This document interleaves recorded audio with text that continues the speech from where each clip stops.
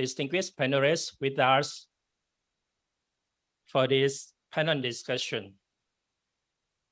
The first, we have the most venerable from Australia, from Buddhinian Monastery, Australia, the most venerable primary Bhikkhu. นมัสการสวัสดีครับ And then we have a second panelist, Professor Dr.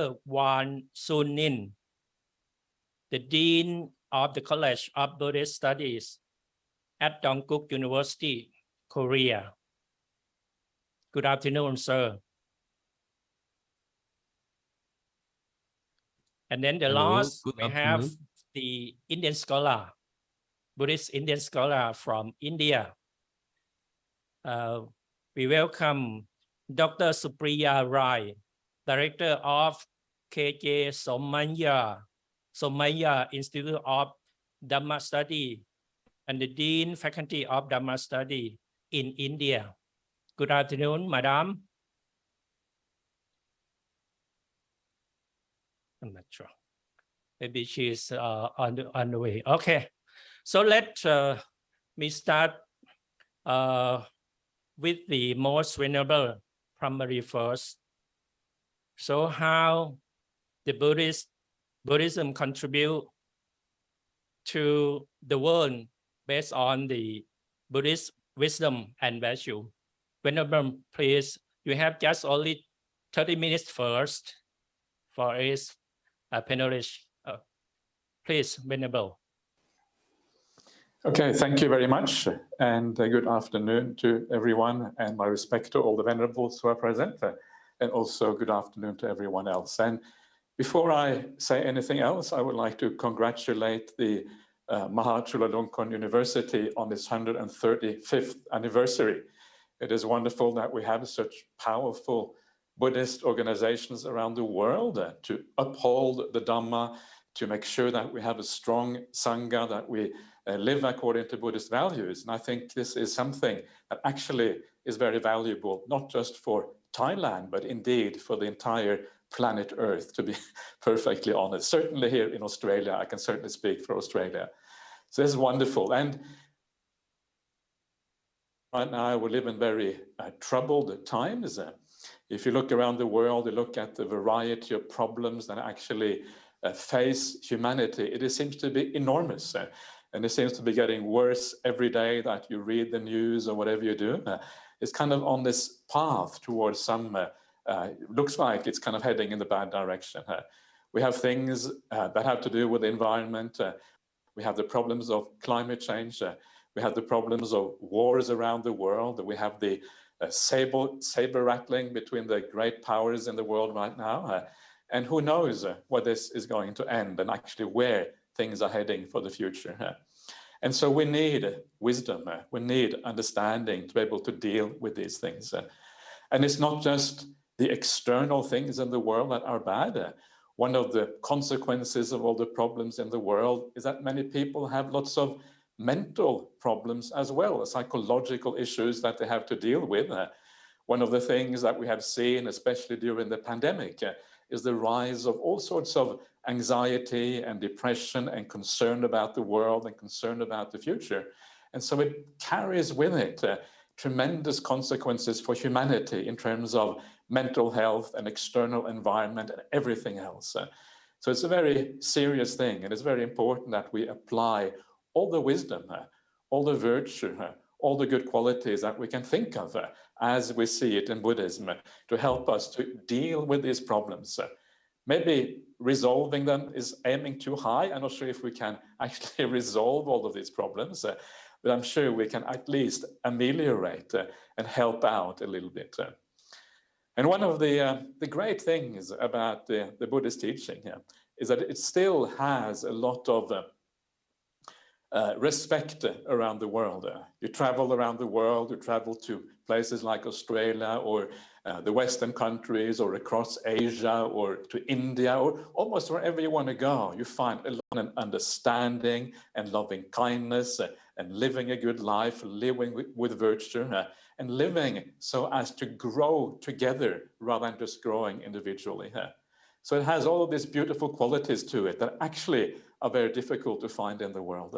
This is the first one. The second thing that Buddhism has, I think, which is very important, is that it fits in many ways with the way that modernity, the modern world, the outlook of the modern world, it is not kind of bound too much in the past.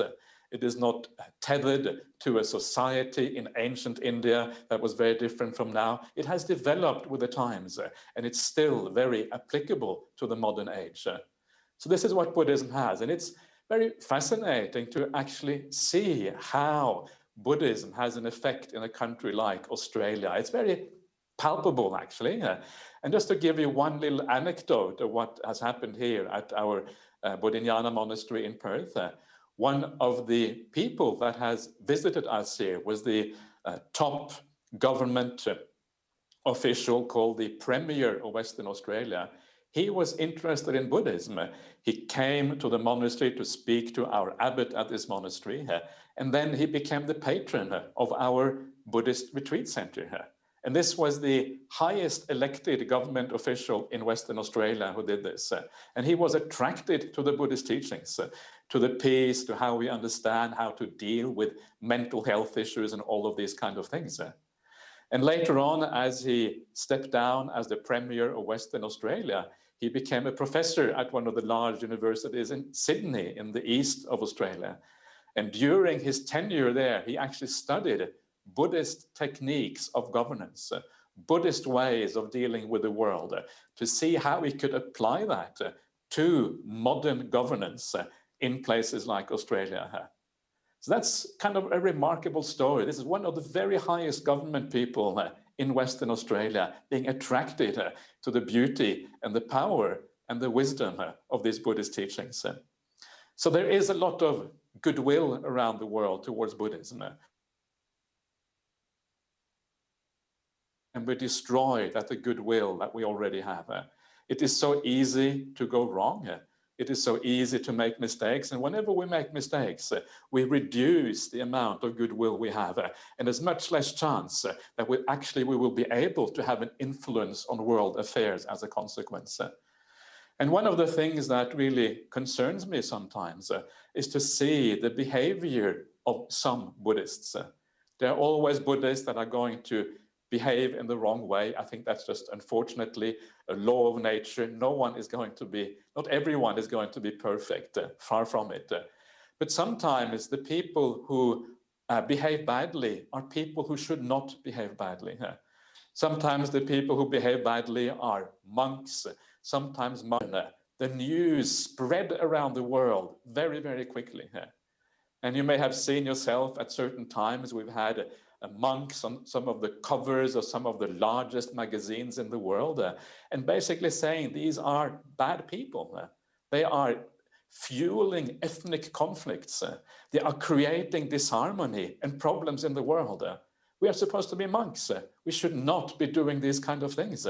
And it gives an image in the rest of the world that very quickly detracts from all the beautiful qualities of Buddhism. As monastics, we are the leaders of the Buddhist community, and it is just so important that we live in the right way, because very quickly the whole of Buddhism will be dragged down and will start to look very bad in the world outside, unless we treat it in the right way. So this is very, very significant. We need to remember our leadership responsibility in the Sangha. If we don't have that leadership responsibility, if we don't understand the consequences of our actions on the world at large, then we have a very serious problem. And this reminds me of a very, I think, interesting sutta that I think you find in the Anguttara Nikaya.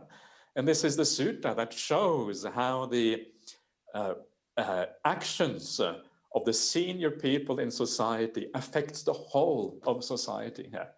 And you may remember this sutta if you are well versed in the suttas. It starts off by saying that, well, in some countries, the leaders are bad. The kings are unrighteous. The government ministers don't live in a good way. And when the kings are bad, when the leaders are bad, when the governments don't function properly, then the other people underneath, the officials, the people who serve in the government, they too become bad. And when they too become bad, it affects all the people in the country. Everyone takes after the leadership. So, and then of course, when everyone starts to live in a bad way, it has terrible consequences for the morality. It has terrible consequences for the food security. It has consequences for the illnesses in the country. It has terrible consequences for society at large. So leadership, the Buddha says, is incredibly important. If the leaders are bad, then it affects all of society. And so this, I think, is one of the very first lessons that we need to remember as Buddhists, and especially as members of the Sangha, that we should uphold a very, very high standard. We should be able to have loving kindness, not just for our fellow Buddhists, not just for the people who are close to us, but indeed for the whole world, to understand that we are all part of a common humanity. We should not create divisions. We should bring people together in harmony. We should not be divisive, but we should create unity in our world. And then we are on the right track. So I think this is one of the most important functions that we as Sangha members have, is to ensure that the Sangha functions in the right way, that the Sangha lives up to its standards, lives according to its ethical commitments, that it also does a little bit of meditation practice to purify the mind and live in the right way. Then the leadership will be in place, and very much will happen simply by having good leadership. So this is, to me, has been quite obvious living outside of Australia, to see how the news sometimes affects the image of Buddhism around the world, and why it is so important to get this right. But what I want to do now, I want to focus a little bit more on maybe the practical issues around what we can actually do in a more practical way. If we assume that the leadership is reasonably good, it's never going to be perfect. Not every monk is going to be a super duper monk, but at least we're going to have some enough good monastics and Sangha to be able to make a difference. How then can we ensure that the world moves in a better place, that we have more harmony, and that we actually care more for each other in this troubled world? And one of the, and you can see this in religions, it is very obvious. Everyone thinks their religion is the best one. Yeah. Of course, as Buddhists, we probably fall into the same problem sometimes. To think that Buddhism, and the Dhamma is wonderful, but individual Buddhists are not always wonderful. And it's important to make that distinction. How often is it not that the nationalist forces around the world say that my country is superior, my culture is better than yours, we have a higher life expectancy, have a higher education standard, etc., etc., etc., and you take pride in your own nationality, pride in who you are. And all of these differences, this idea that one group is better than another one, is the source of so much conflict in the world, so many problems, almost everywhere.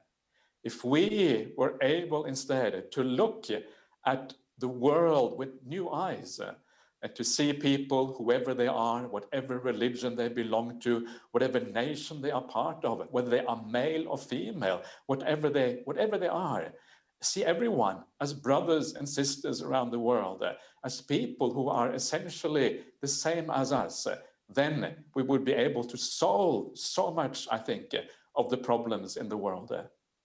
So what can we do to have that sense of equality? What can we do to be able to see each other as brothers and sisters in this way?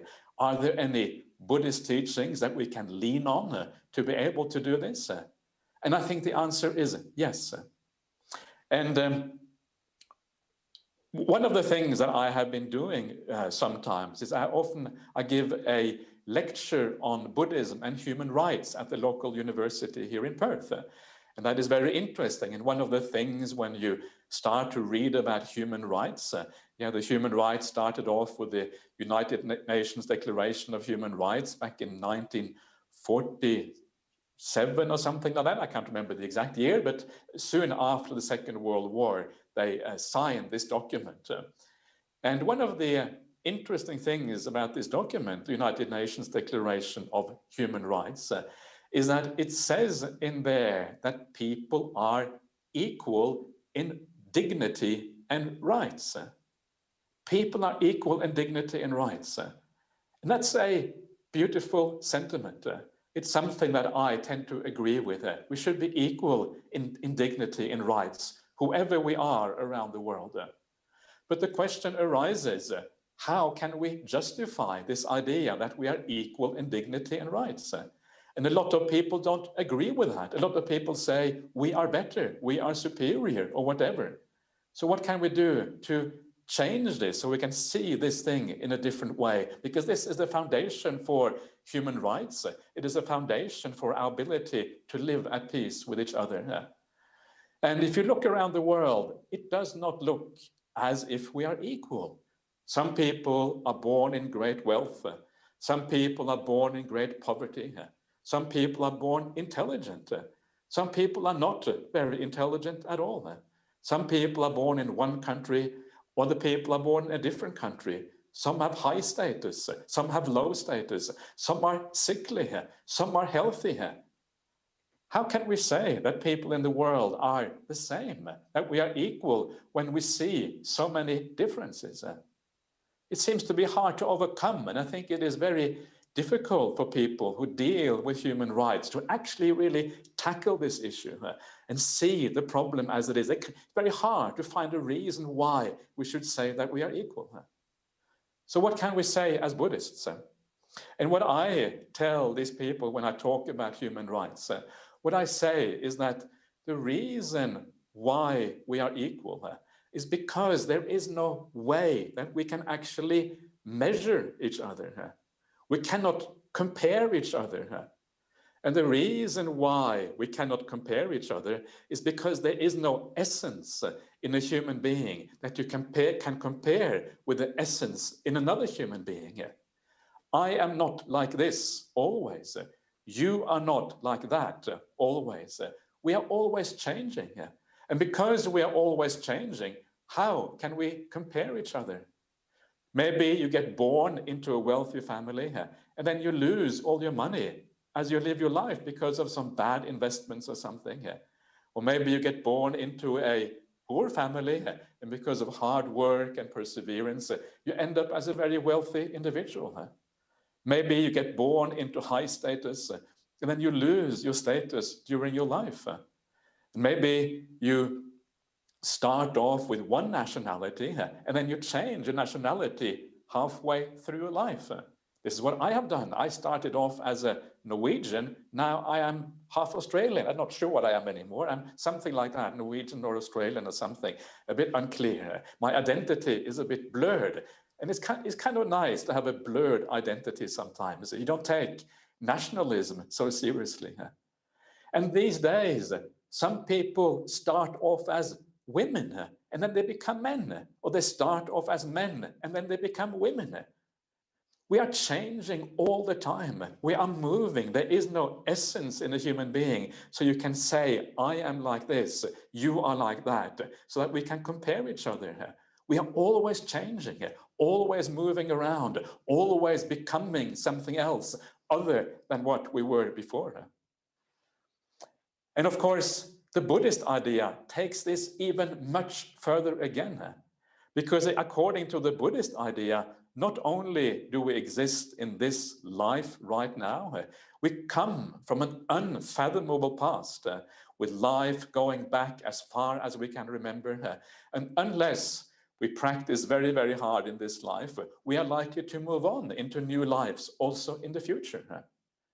And when you start to look across the sequence of lives, what you see, and this is straight from the suttas, this is how the Buddha explained these things, if what you see is that you have been all of these people in the past. You have been women in the past. You have been a man in the past. You have been a Thai in the past. You've been a Norwegian in the past. You've been an American, an African, anyone in the past.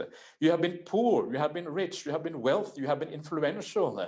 You have been stupid. You have been intelligent. You have been educated. You have been uneducated. You have been handicapped in the past. And again, in the future, this will happen again unless we get out of this samsaric existence. So all of these things are already inside of us, and they are waiting to come out in the future life. Yeah, in the future, I may be a woman again. I may be reborn in Thailand in my next life. And sometimes one of the most interesting things that I have discovered in my own life, I've tried to ask myself, why is it that I'm a Buddhist monk in this life? And the only explanation I can find is that I must have been a Buddhist monastic in the past life. And if I was a Buddhist monastic in the past life, that would have been in Asia somewhere. I would have been Thai, maybe Sri Lankan, maybe Chinese. Maybe I was a nun in those countries. Maybe I was a woman. And once I understand that all of these things are inside of me, all of these things are part of who I am as a person, part of the evolution of this personality over long periods of time. How can I not see all people around the world as my brothers and sisters as a consequence? How can I discriminate against anyone? How can I not have loving kindness, metta, and compassion for all these people who are, in a sense, like me, moving into this flow of samsaric existence, always changing from one thing to something else? And so we cannot compare each other because we are always flowing. And in a very deep sense, we are all the same because we're all moving around in this way, flowing from one thing, flowing onto something else, never being stable, and taking all of humanity within ourselves. And then really everyone in the world becomes your brothers and sisters. It doesn't matter if they are Christians. It doesn't matter if they are atheist. It doesn't matter if they believe in some crazy idea, because we have all believed those things in the past. You are still worthy of my compassion, my respect, and my love, because we are, in the end, brothers and sisters. If we can bring some of these ideas into the world, and this is the idea that we find in the suttas about not being conceited, not having the ati-mana. The ati-mana is the superiority conceit. Not having the o-mana. The o-mana is the inferiority complex. And also not having this idea that we are all equal. We're not really equal. We're all just flowing waves all the way through. And these flowing waves, in that sense, we are equal in a very profound and deep sense. So to me, this is one of these profound ideas that we can bring into the world. And by bringing that into the world, we can stop some of the stupidity, some of the silliness that sometimes we all fall prey to. So I would ask all of you here, never take pride in being a Buddhist. Because the moment you take pride in being the Buddhist, you're setting yourself up against other people. That moment you say, maybe you think I am better because of that. Rather than taking pride in being a Buddhist and then setting yourself up against, I don't know, Christians, Muslims, or whatever, take pride in being a good person. Take pride in being a good Buddhist, and you're going to help everyone to move forward. So this is one way of thinking about the Dhamma, thinking about these beautiful teachings of the Buddha to create more harmony, more understanding between people in the world, to bring that out to humanity at large, and then perhaps create, at least a little bit, to create a little bit better society as a consequence. There are many other things that can be done, of course, But this is just one little point that I wanted to make today. But the other thing that I want to say, I only have a few minutes left. I want to say that no matter how hard we try to do the right thing in the world, no matter how hard we try to help society, to help humanity, to build up the good qualities, we have to realize that there is a limit to our efforts.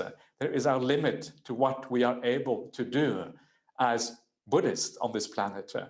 As Buddhists, we are a small group of people. As Buddhists, we have limited resources, and we should never overestimate our ability to help the world outside of us. We do what we can, and hopefully we will have an impact, but we can never be sure what kind of impact we can have. And this is a very important point, because it means that even if we try very hard to bring some of these ideas in the world, even if we try very hard to live up to the leadership positions that we have, we live with integrity, with kindness, and all of these kind of things. Even though we do all of this, we understand that we may not have all that much impact on the world. In the end, the world is such an incredibly complex place. In the end, the things that drive the world are so deep and profound. It is very, very hard to know where the world is going to go. In fact, we can never know where the world is going to go. It is impossible to know. This is what the Buddha means by anicca and anatta. Anicca, anatta means that things are out of control. No one is in charge. Things are impossible to predict for the future. And because of that, we always have to be open to the possibility that the world is going to continue to go in the wrong direction, and then maybe a little bit in the good direction, and then maybe in the wrong direction again. We just don't know. It is so unfathomable. It is so difficult to predict. And because of that, because we can never control things, because we can never ensure that our efforts are going to be successful, we have to remember that the only refuge at the end of the day, the only sadhana that we have at the end of the day is our own practice. We should never neglect our own practice. We should practice virtue in our lives. We should practice kindness to all the people we meet in our life. Have compassion and understanding. We should do a little bit of meditation practice if we can.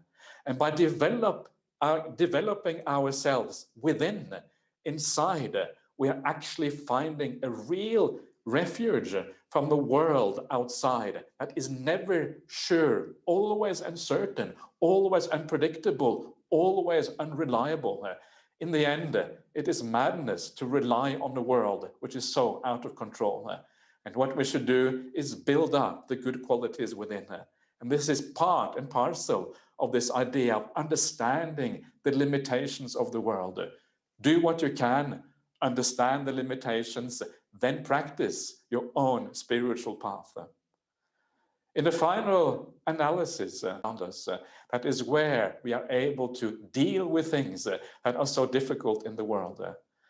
And what is so interesting when we do this, to me, what is so fascinating about it is that when we focus on our inner world, when we do live to the best of our ability, when we are kind and caring to the humanity around us, regardless of who they are, regardless of whether they are angry or nice towards us, there's something powerful that happens in that. Because by merely living in a good way, we become examples to the world around us. And the world will see that we are doing the right thing, we are living well, and that will spread out into humanity. And that will have its own effect on humanity around us, merely by living well in our own private lives. It reminds me in the suttas, one of the things that the Buddha says in the suttas, he says that merely the sight of an arahant, merely the sight of a noble person in the world who has gone beyond all the defilements, who has practiced metta and karuna and all of these beautiful qualities to the max, merely the sight of such a person is a powerful blessing in the world. It is a powerful blessing in the world because people see an alternative.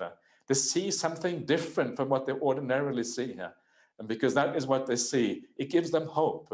It lifts them up and gives them the view and the sight of something that is different from what we normally see in the world.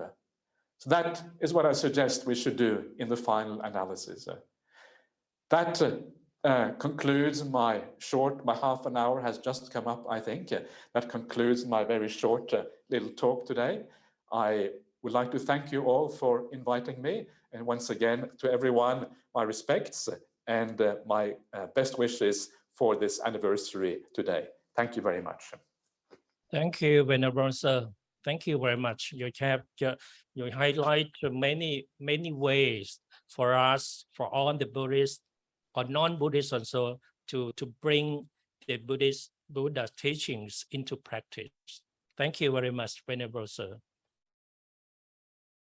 On to another panelist speaker. So may I call upon Professor Dr. Wang Sunin. Professor, please. Hello.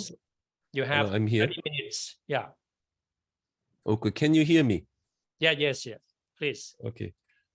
Venerable members of Sangha, distinguished guests, and ladies and gentlemen, it is my great honor to be able to give a talk on this auspicious day at auspicious place, even though it is internet based. But I feel very lucky to be able to congratulate to Mahachula Rongkon Vidya Laya University for its 135 anniversary day, which reminds me of Dongguk University, where I belong to. Dongguk University was founded 1906, just before Korea became occupied by Japan. So I think this year, roughly 116 year anniversary of Dongguk University. So Dongguk is a lot younger than MCU, I assume. But MCU, one of the biggest, Sangha university in Thailand, and Dongguk is among the biggest Sangha as well as a comprehensive university in South Korea. So it is a good match. I always talk about, between the two universities. So I say, I'm also feel very happy for the 135 years contribution of Buddhist wisdom and virtue on the world from Mahachula Rongkon Vidyalaya. And I'd like to say thank you for all the venerable members of the university who contributed whole those years. So today, I'm going to talk about Buddhism on wisdom and the virtue development for the world. And as you can hear, Venerable Brahmali already talked a lot about Buddhist possible contribution to modern or contemporary society, beautifully talked. So I would like to talk more on the basic teachings of the Buddha, how that sort of teaching can link the two, a kind of contribution to the world in terms of a secular world, not a kind of Sangha initiative. I'd like to talk something for the secular world. So we are talking about Buddhist contribution to the world. So I try to link it. So I don't know whether I can do this one. Yeah, you can share. Can you see my small PPT? Is it working?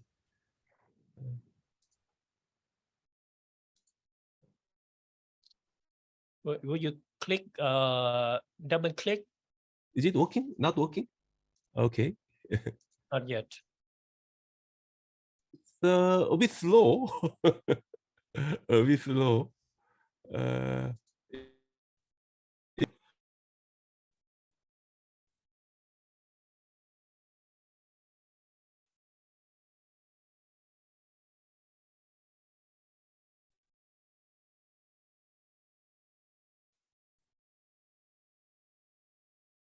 Yeah, Professor, I think it's coming. It's clear on the screen.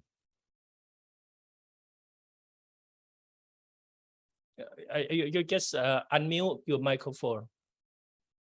You're mute.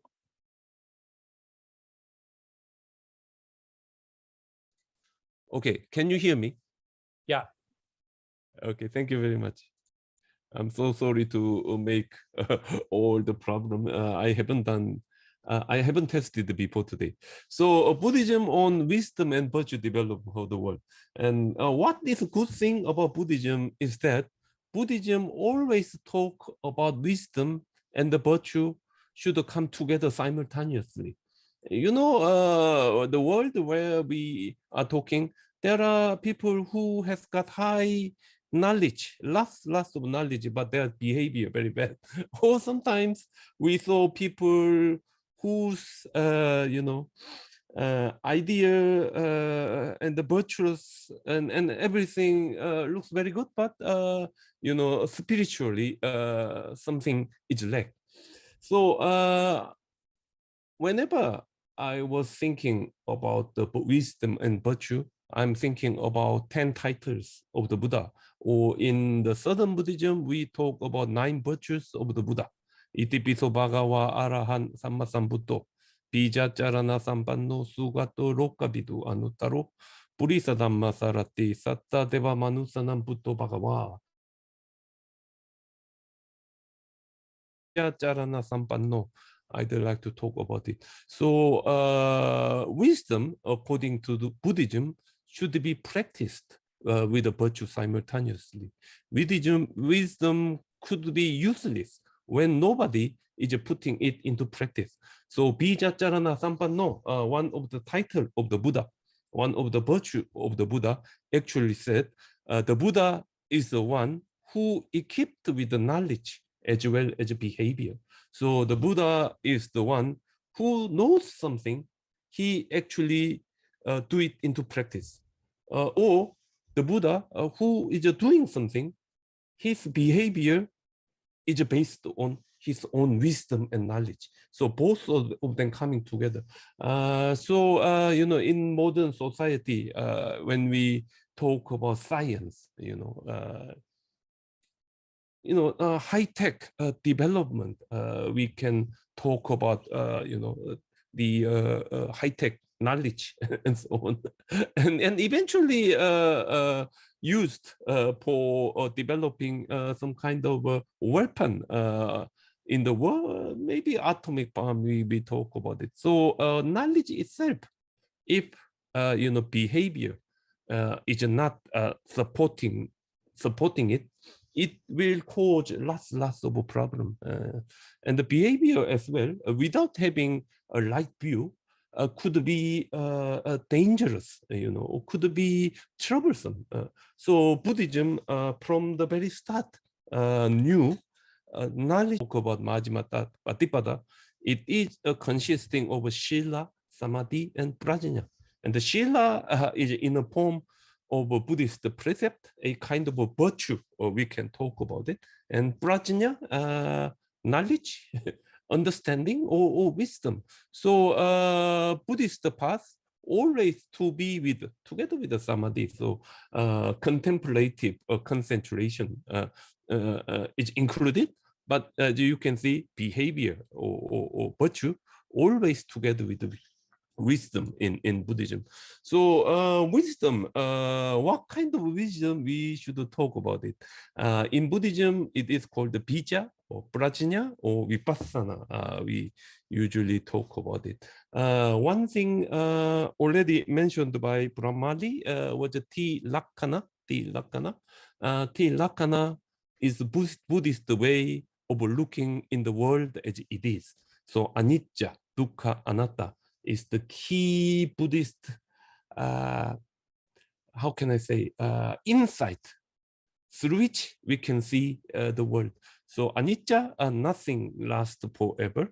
Dukkha, it will eventually give us suffering. So even though something gives us happiness, but a happy feeling, But if we are attached to happy feeling, then that happy feeling will eventually give us suffering. So everything,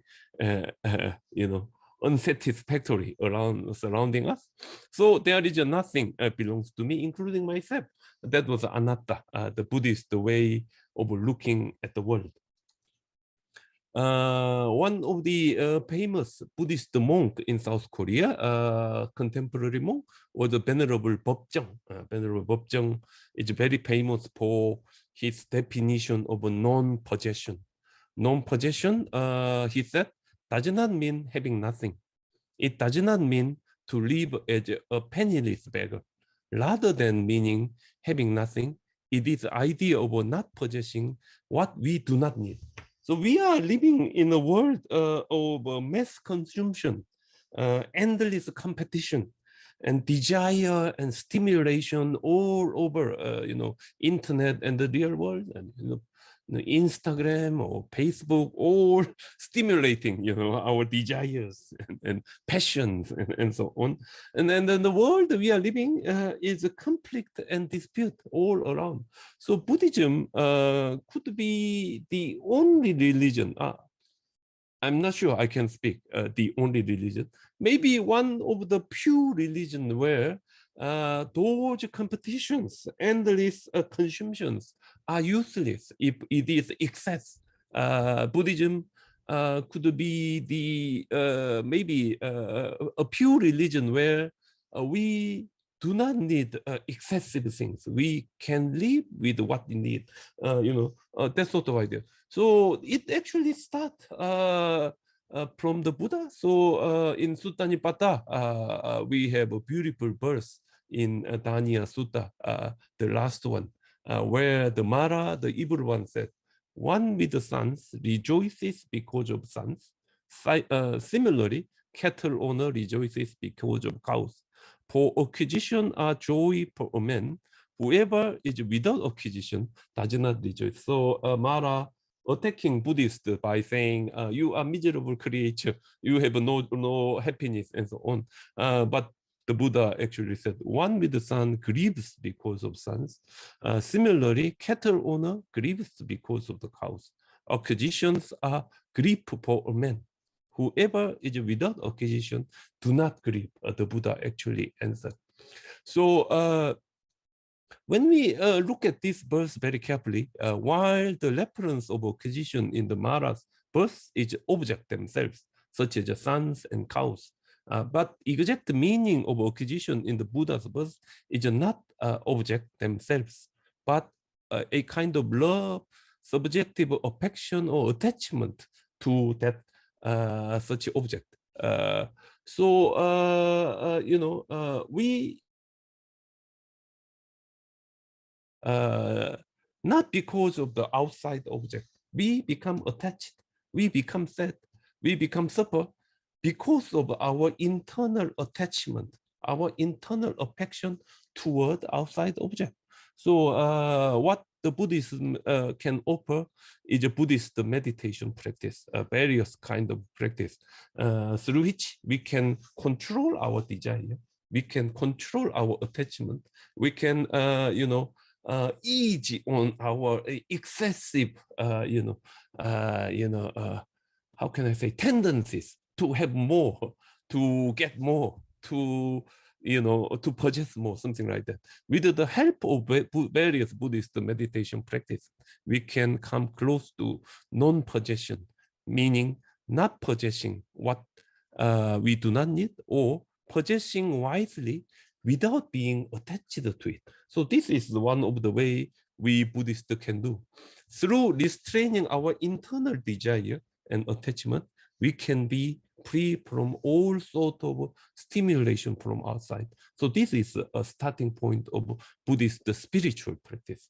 So when we finish it in a Sangha level, we can say from the early canon that when mindfulness is firmly established, one is losing interest in body, feeling, perception, intention, consciousness, and so on.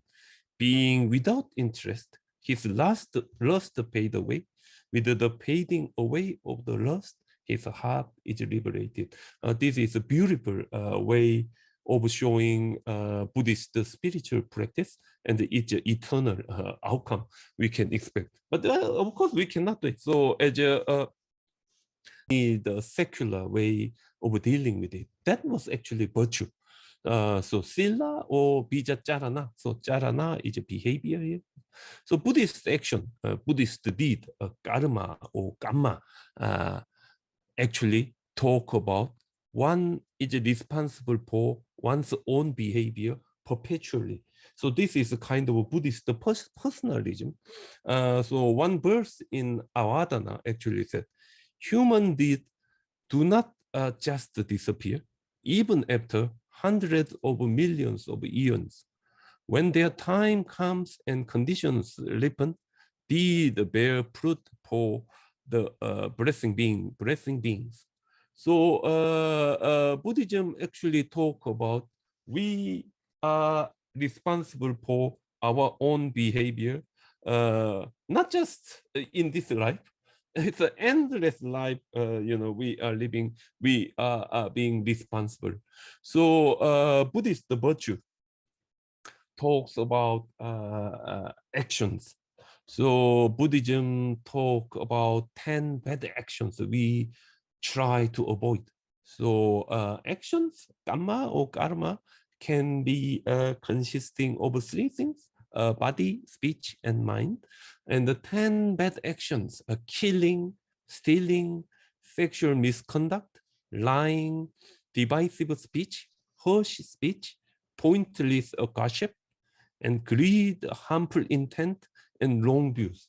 So Buddhists from the very early period try not to do those things in the secular level, and we are trying to avoid those things we are actually commit. So, Buddhism is all about not doing things. Buddhist precept 260 or 280 things we shouldn't do. If you are committed to do that, then you will become a monk. But they at the or secular level is a lot less. But still, for the general public from the secular world, people think of Buddhism as a religion which requests us not to do something, restraining something. So even though it is good to talk about, we should try not to do any those 10 bad actions, but we can actually convert those 10 bad actions into 10 good actions.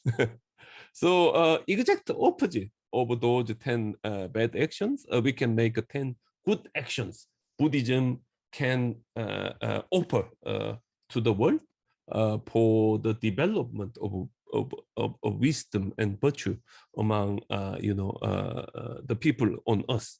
So 10 good actions, if we can make reverse of those 10 bad actions, body one, protect life, giving generously, dana, maintaining discipline, and the speech, honest speech, reconciling talk, present speech, and meaningful talk, and the mind, generosity and loving kindness. So karuna and metta and the correct views.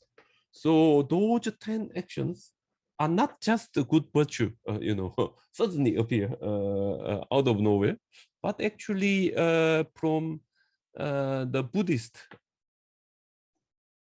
idea of wisdom. So from the Buddhist theory, doctrine, and knowledge, this is a general outcome of those things. So I think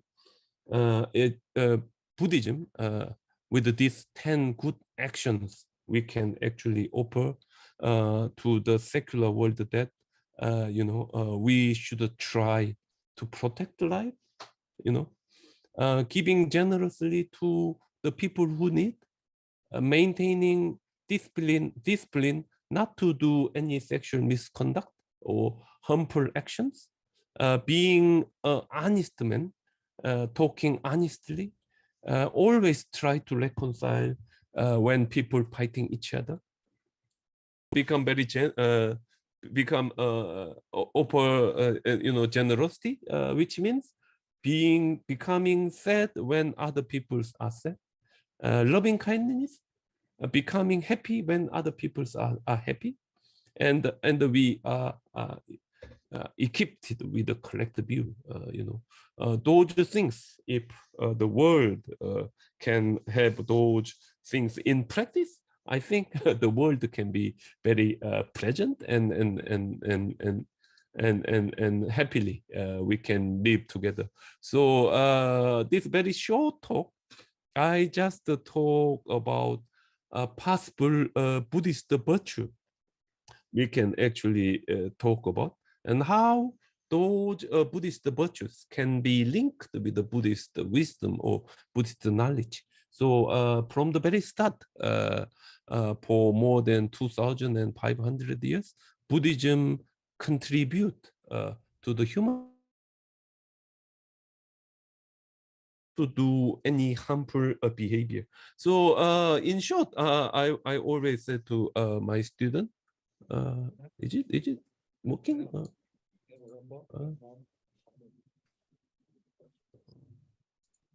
In short, I always say to my student that if we make Buddhism in very short statement, it can be can I say living with a good intention, living with a good behavior. That could be the Buddhism, and with that, Buddhism can contribute to the secular society already. Thank you very much. Thank you. Thank you very much, Professor Sunin, for your contribution on the Buddhist wisdom and virtue for the world. You have highlighted many Buddha teachings for us, and then it depends on all of us bring on the Buddha teachings into practice. That's very important for Professor talk. And then we have another speaker.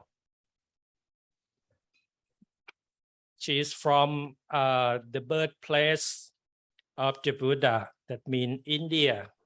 So we welcome you, Dr. Supriya Rai. So you have 30 minutes for that. Please, Dr. Supriya. Namaste. Thank you very much for inviting me to this very auspicious occasion. And before I start, please allow me to congratulate everybody at MCU. Of course, beginning with Most Venerable Professor Dr. Brahma Pandit, and also Most Venerable Professor Dr. Dhamma Pandit, and all the faculty members there, all the students for celebration of this 135th anniversary. I would like to begin my talk with my most respectful pranams to the members of the Sangha who are present in the audience, and to the distinguished speakers, and to my friends. Like he announced just now, I am from the land of the Buddha. It's a privilege to be from the land of the Buddha. All of you also know that in my country, over a number of years, definitely after the 14th century, Buddhism actually, although it spread all across Asia, it disappeared from India.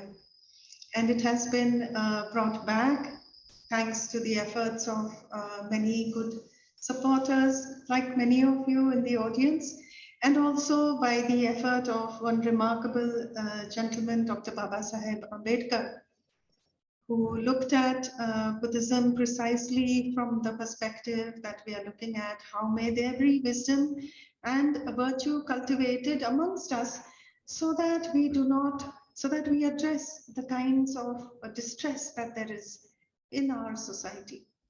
And in Indian society, the distress was caused by a system which differentiated between human beings on the basis of their birth, on the basis of their caste. And so we had in him a very, very great sort of activist, if I can use that word, who brought Buddhist values and virtues and brought Buddhism back into India as a living practiced tradition. So in my talk today, I thought I would focus on a couple of points. One is that when we say that we would like to look at how Buddhism can contribute to wisdom and virtues in world society, we of course mean a plural society. We mean a society in which there may be many people who hold and practice traditions which may not be Buddhist, which may be very different, in fact. And this can be sometimes quite a challenge, because there may be practices, religious practices, or even ordinary secular life practices, which could be different, which could be anathema to us as Buddhists. Then how must we live in such a world, and how must we engage? And it is precisely when we encounter somebody who is different from us in these most fundamental aspects that our understanding of Buddhism and our practice of those various virtues that are, we are called upon to practice, they come to the fore. Increasingly, as we have seen, the world has become very deeply connected. It was getting connected over the last century thanks to so many developments in technology, particularly in relation to communication and transport. Today, look at us. I am sitting here in my office in Mumbai and participating online. It is the marvel and the magic of technology. The world has become smaller, and I can see Professor Sunil in his office, and I can see all of you in Bangkok. In Ayodhya.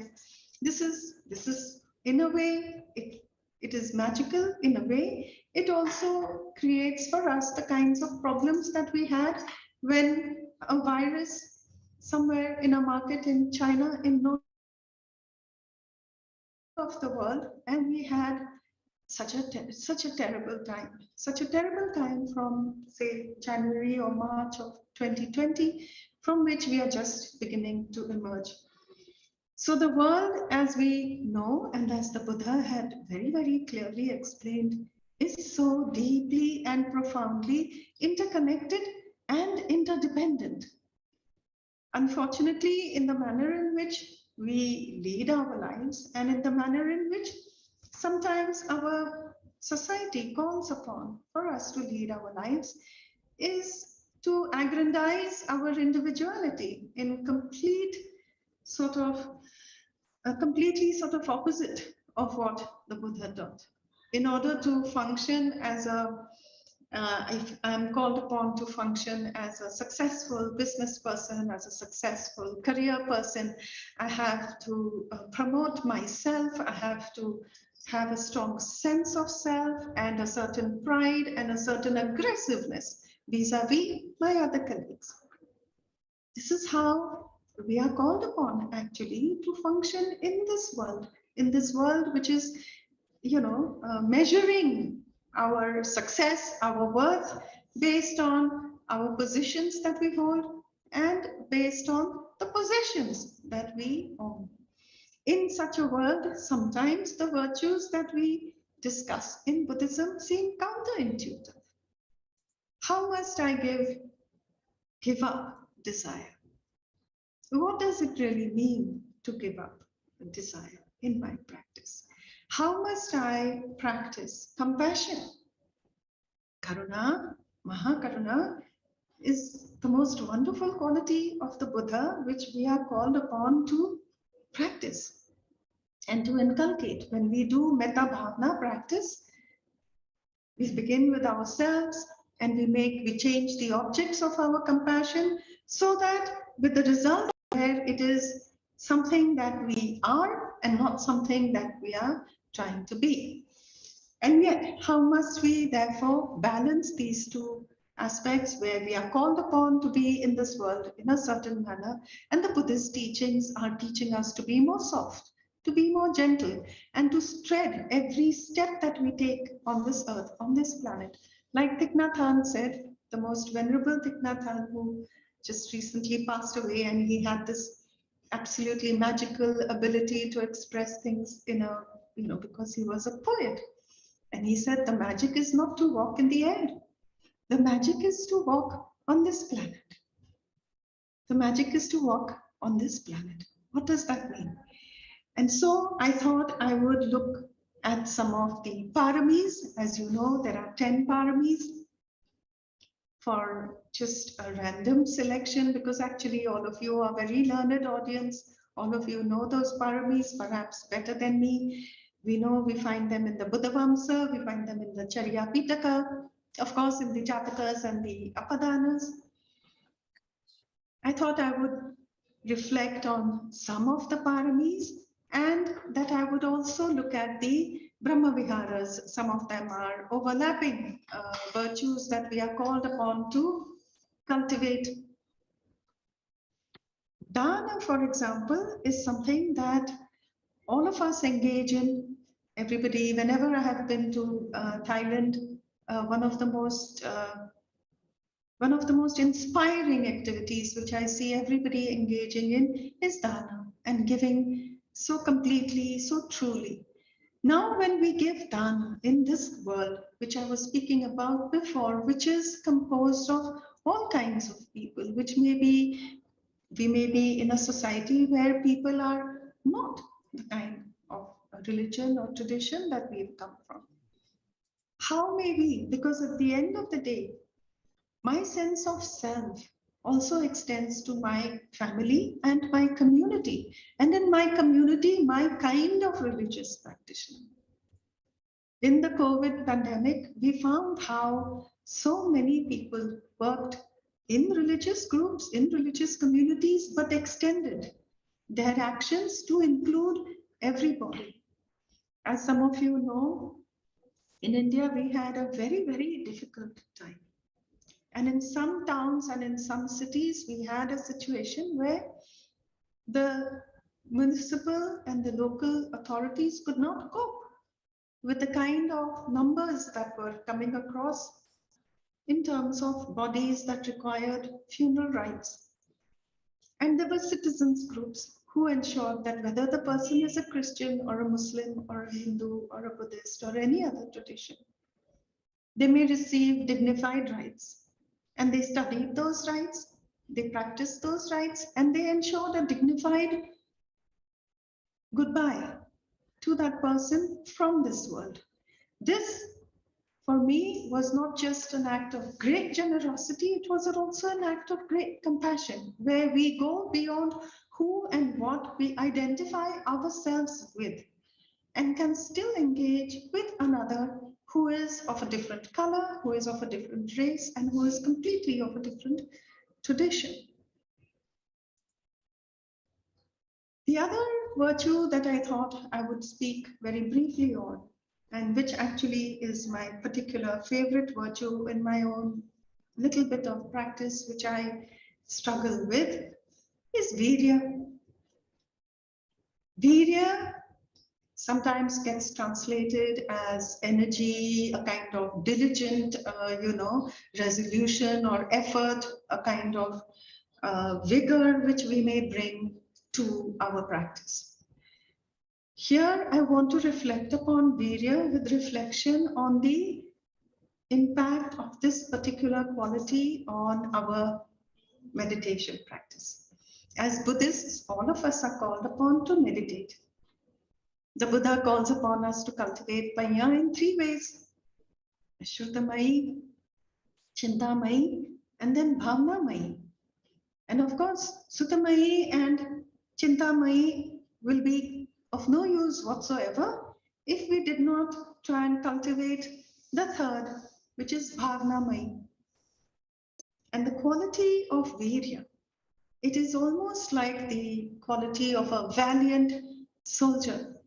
You bring that quality to your meditation practice for the simple reason that by dint of continuous and vigorous effort, we will be able to transform our mind. And ultimately, the entire Buddhist path, from that of a Putujana to that of the Arya, is one of transformation and purification. For those of us who are lay people and some of us who, like me, live in a very crowded city with a lot of noise and a lot of activity, meditation, sitting in meditation can be a big challenge in itself. But to bring this kind of commitment to a sort of relentless effort, the Buddha made this effort. And that is how he became who he did. And so too, we must make this effort. Why? We have to make this effort because ultimately it is this that will allow all our other virtues to blossom more fully. This is the one effort which helps us address some of the roots, or at least maybe not in our deepest subconscious, but at least allow us to see where some of our anger, some of our intolerance, some of our small petty lies, and some of our ill will, where is this coming from and how may it be attenuated? Because when that does, our wisdom starts to come to fruition, our karuna becomes grounded, and we are able to act in this world in ways which not only are fruitful and wholesome, kushala, for us, but we can stand in the society as models. The society needs models. Youngsters need people to look up to whom they can say, this person is really kind. This is a kind person, this is how I may want to be. All of it comes not so much from, we may read all of the books, we may know all of the lists, and we know in Buddhism there are many, many lists. Many lists.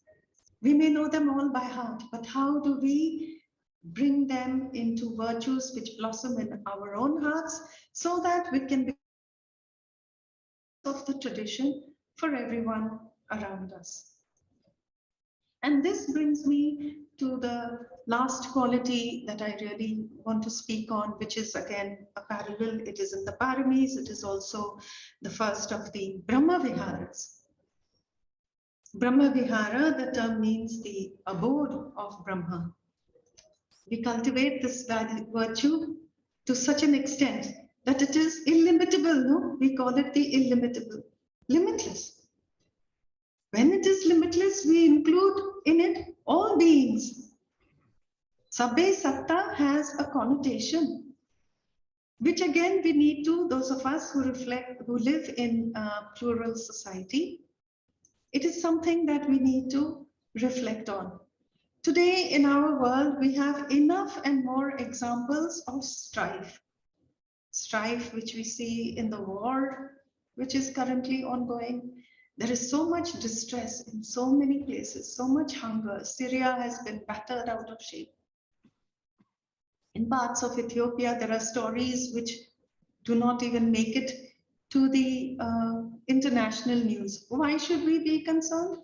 We should be concerned because we share a planet.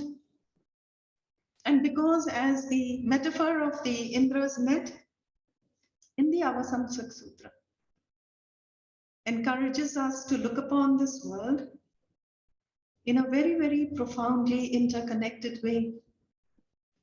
Just as all of the jewels on the net are reflected in the one jewel, it is itself reflected in all other jewels. We cannot be isolated in our own personal, happiness when there is difficulty, when there is hunger, when there is war, when there is injustice in this world. And yet we must engage, we are called upon to engage in conflicts where the other person may be in a position of power, maybe having the capacity to reduce us to absolutely nothing. How may we then speak words of wisdom? How may our speech be imbued with the wisdom? And how may we communicate through the actions of our body, speech, and mind so that we bring about the effects that we want? Today, Buddhists are engaged, what we call socially engaged Buddhism, in so many diverse areas, in so many magnificent ways, whether it is the issues related to the climate, to human rights, animal rights.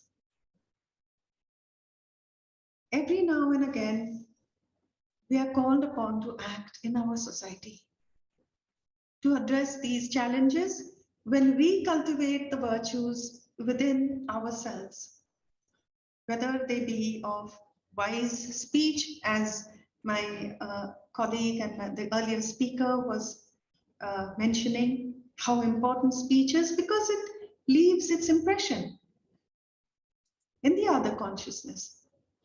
How may we, as Emperor Ashoka, one of India's great emperors, who, like any other king, had expanded his kingdom through bloodshed, and yet he had this turning away, this moment of nibbida, when he saw the number of dead people, and he turns to the Dhamma and he articulates a very beautiful statement. He says, henceforward, if I must conquer anybody, I will do so with recourse to the Dhamma. We know in the tradition that the gift of the Dhamma is absolutely the most precious gift we can give anybody. However, having to live in a plural society, what does that mean? What does it mean? I'm not looking to make everybody Buddhist here.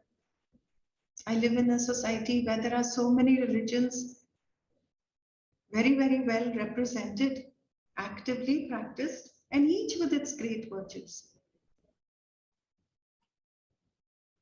We extend the same compassion and the same love and the same care to anybody, regardless of their affiliation, their gender, their color, their caste. And that is really what the Buddha means when he says, Sape Satta. And this is really actually how I wanted to share some of my thoughts on how may we live actually in a world society. In a world society in which we bring to the fore some of the qualities that the Buddha talks about that we must have in ourselves. In what ways may we cultivate them within ourselves? What are the kind of challenges that we may face? And how may we become models and ideals for other persons to follow or to be inspired by? With these few words, I would like to close my talk. And thank you once again for listening to me patiently. It's afternoon in Thailand. I'm very grateful to have been able to participate on this very, very auspicious occasion. And as a layperson in the company of such senior members of the Sangha and scholars and academicians. Thank you very much for giving me this opportunity to join. I'm very, very grateful to all of you. Wish you all very, very the best of everything. Thank you. Thank you, Dr. Supriya Rai. Thank you very much indeed for your contribution, scholarly in this Buddhism on wisdom, virtue development for the world. We have highlighted both the doctrine of the Buddha and the practical way that as I contributed by our speaker. Right now we have the question and answer session. Anyone would like to share the thought from Zoom system, so you can put in the erection and raise your hand for that. In the chat first question, these two venerable primarily, may I read it because in the chat, because the question for you, the question is that how can we see as the sister and brothers according to transforming our world agenda, the 2030 goal, that means SDG, as it is very difficult for measure of human rights, such as the problem in Ukraine and Russia, how women can have ability to survive this time to vulnerable family. Okay, well, that is, if I could answer that, I would be able to kind of solve all the problems in the world. But unfortunately, that's going to be asking too much. But the answer very often, and in my life, what I always come down to in the final analysis is that the problems in the world are super duper complex and super duper difficult to deal with. And the reality is that as Buddhists, we are only going to have a very tiny impact on those things in the world. And we don't know where the world is going to go. We don't know what's going to happen with the wars in Ukraine or Russia. We don't know what's going to happen with equal rights for women and for both genders in the world. We don't know what's going to happen with all the oppression and bad thing that is going on. So we do our little bit, but in the end, we realize there's only one solution to the problem. And this is the solution that the Buddha finally comes down to. And that is the solution of your own practice. You have to know that the world is unreliable. The Buddha has a very beautiful contemplation that you find in the sutta called the Sabbaloka Anabhiratta Sanya, which means the perception of non-delight in the whole world is the understanding the problem with the world, withdrawing some of your interest, and then putting the final effort, the virya, as the previous speaker, Dr. Rai, was saying here, putting the virya into your own practice, living well, living with kindness, living with the word of the Buddha, and then having that inner development as your final sarana. That is the real sarana. That is the real refuge. The Buddha says in the Mahaparinibbana Sutta, he says that there is only one refuge for you monks, and that refuge is the 4 Satipatthanas. That means meditation practice, the inner life, the life within. That is the final refuge. Thank you. Thank you, Venerable. Is there any questions?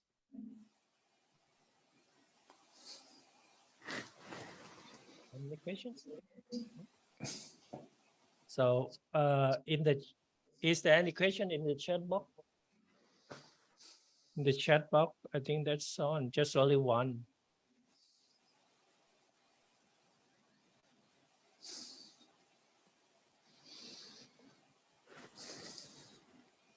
I think there is no questions.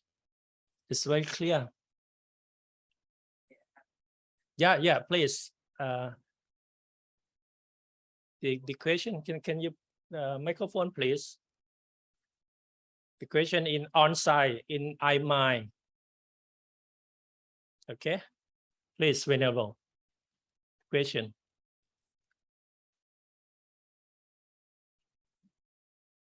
Hello. I have a question for Venerable from Australia. I don't know his name. Could you just answer the question?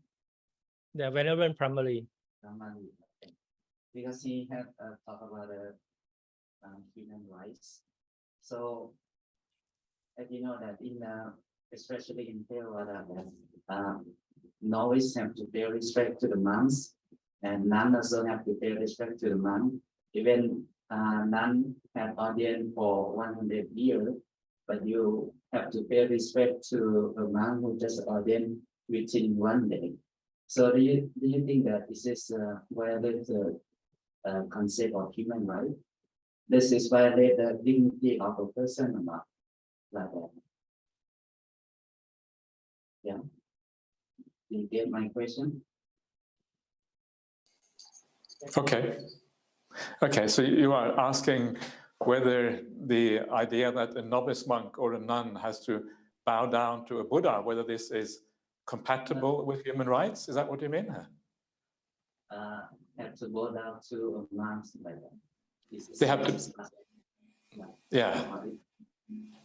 So the idea that a nun has to bow down to the monk, whether that is compatible with human rights.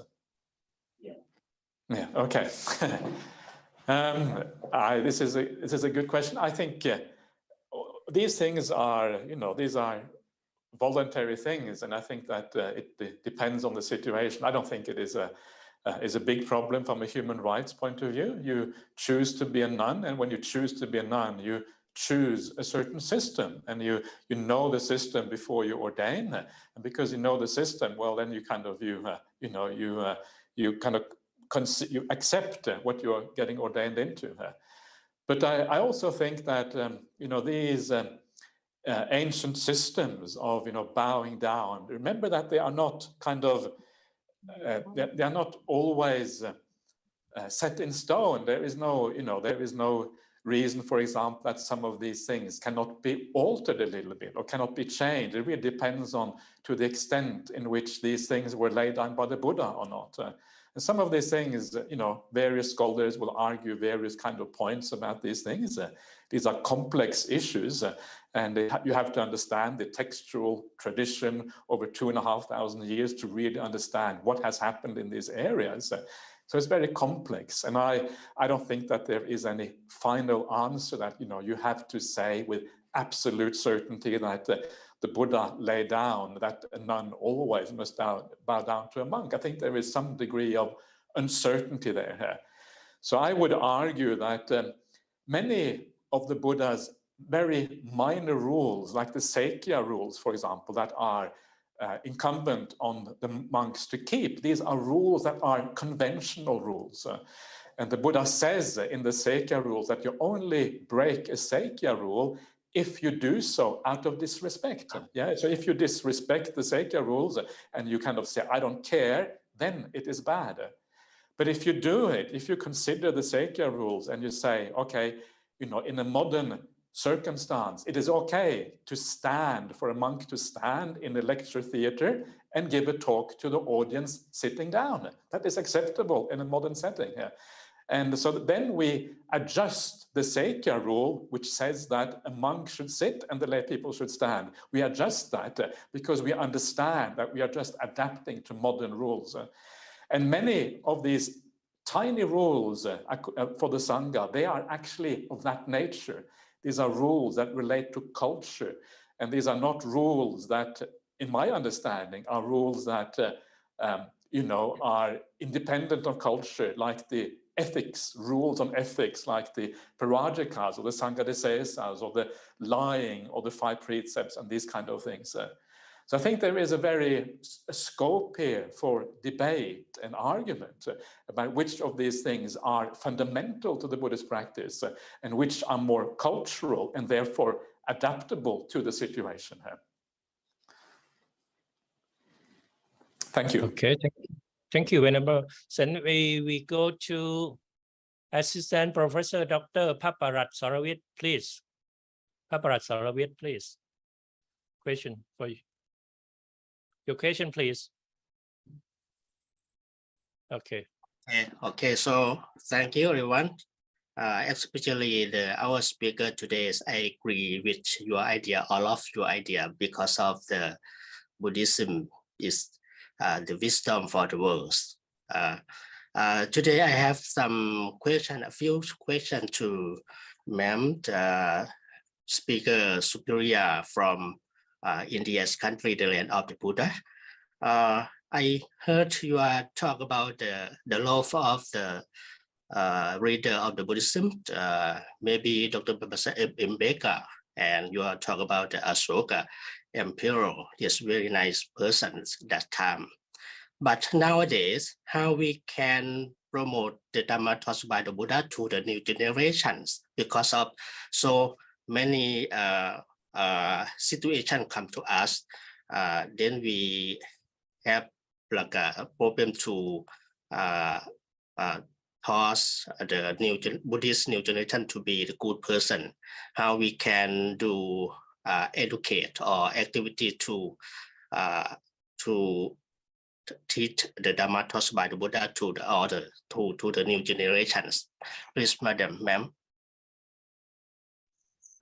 Just before I answer, I presume are you asking me in the context in which you are, or generally worldwide? Generally worldwide, how may we encourage young people to participate in the Dhamma? This is a very good question, and this is something that we find is quite a challenge in the sense that in my country especially, many young people have gone away from religion.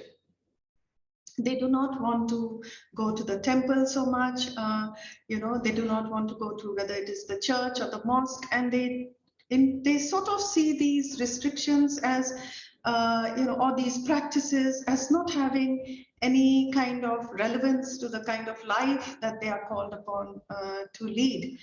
Having said that, one of the things that works is, this is what we have, sort of found in our location where we are.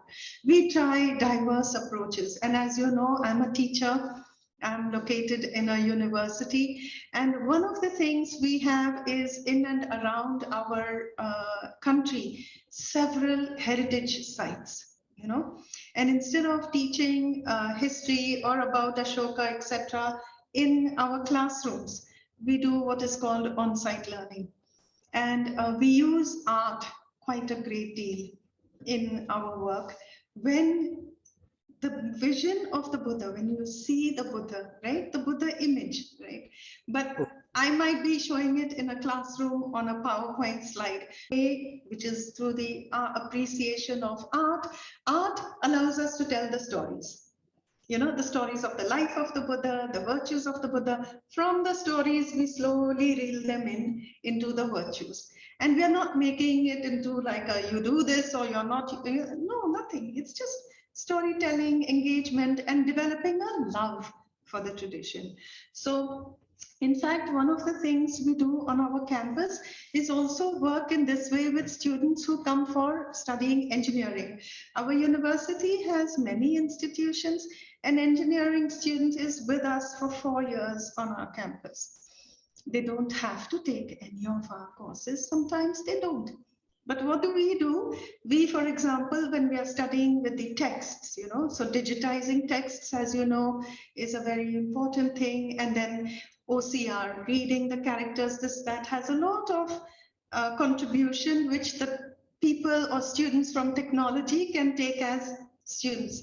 When they come in that way, they're getting a little interested in the text. We give them a little workshop on this. And then one thing which works like magic, which really works like magic, is if we work with the body and the mind. And so what we do is we do yoga, because youngsters have a lot of energy in the body. Now, if you're going to tell them you have to sit still and meditate for 40 minutes, oh, the guy is jumping already. How do you contain the body? So if the yoga, we teach it in ways in which they are consuming the energy, bringing. So we work with what we have. It may be completely unconventional, but the objective is to slowly reel them in. And we look at just sowing the seeds. They come to fruition somewhere or the other. They are bound to come to fruition.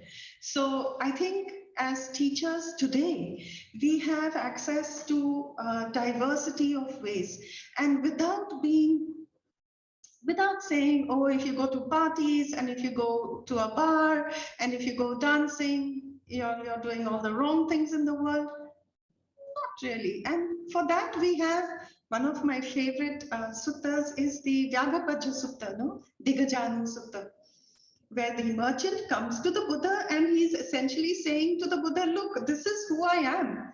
I like living with my wives and I love wearing perfume and silk. Now you tell me how I should be, what do I have to do to be happy? And the Buddha doesn't tell him there is no hope for you. The Buddha actually tells him how he must do his work better, how he should do his job better, organize his resources better. Then he tells him about the Kalyan Mitta.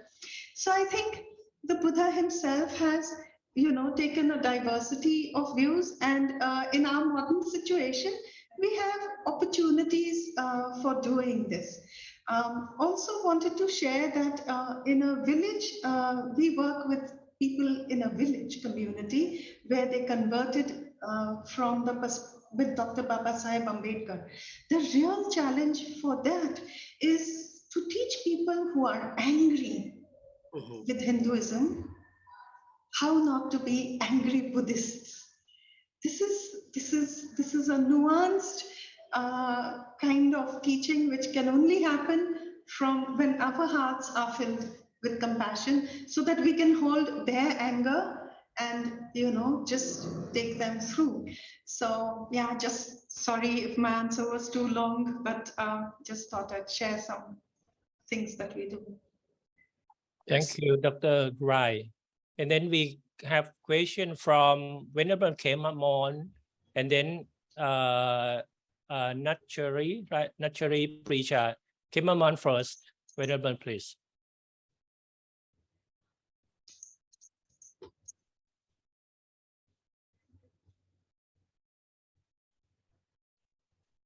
Hello, good afternoon. Can you hear me? Yeah.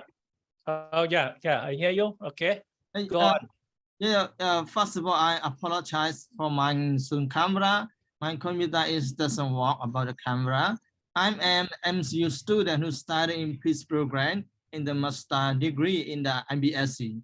And now I would like to ask the question concerned about the peace. And now I still write about the dissertation and defense also. Therefore, I would like to know, my question, I would like to know about the Buddhist principle. What kind of the Buddhist principle to deal with the conflicts without Brahma Vihara? My question is, I repeat that again. My question is, what kind of the Buddhist principle to deal with the conflicts without for Brahma Vihara? And how can we deal? What kind of tool do we use to deal with the conflict? That's method I really want to know to write my dissertation. And thank you very much, and the guest speaker and audience who will participate here. Thank you so much. Can you get my question, please? Yeah, I think speaker get your point. Thank you so much. Who will respond first? Venerable primary. You unmute your microphone, please. Okay. Okay, sorry, yeah. Okay, I'm very happy to say something, but I'll make it short. I think to me, one of the most important things in making peace, is to understand the opposite side of the conflict. If you understand their problems, why they are doing what they're doing, why they are suffering, and once you understand their humanity, once you understand that they are just like you, they're just coming from a different angle, from a different perspective. Once you can see that, then you can have a shared common humanity, and you can have a compassion and mutual understanding. And I think this is so important in the world, because in the end, as human beings, there's much more that unites us as human beings than actually separates us. We all want to be happy. We all want to avoid suffering and problems in our life. We all want to have a sense of inner peace and inner joy and all of these kind of things. And whatever we do in life, it's really a response to that movement towards good things in life. So listening to others, understanding where they're coming from, and then having that feeling of shared humanity, I think is the most important thing here. Any speaker would like to respond to this question? Okay. We talk about Brahma Vihara a lot. So loving kindness and compassion and equanimity and kindful mind and so on. So the poor mind we are talking about that, especially in early Buddhism. But when we think about Mahayana Buddhism, especially Huayan or Avatamsaka Buddhism principle late Vedanta school developed as unity in diversity and diversity in unity. When we think about Indonesia, when Indonesia became one country during the period of Majapahit, they talk about unity in diversity as a kind of a motto to reconcile whole different ethnic groups, whole different people speaking different language, different culture, try to make them together as a one. So even in nowadays, when you go to Indonesia, you can see unity in diversity. A lot of places, maybe Hindu Buddhist idea, but this is one of the things, apart from Brahma Vihara, we can actually talk about how to make people reconciling each other, I think, from the Mahayana or Indian Vedanta perspective. Thank you. Thank you, Professor Sunin. Then we come to another question from Nichari, please, your question.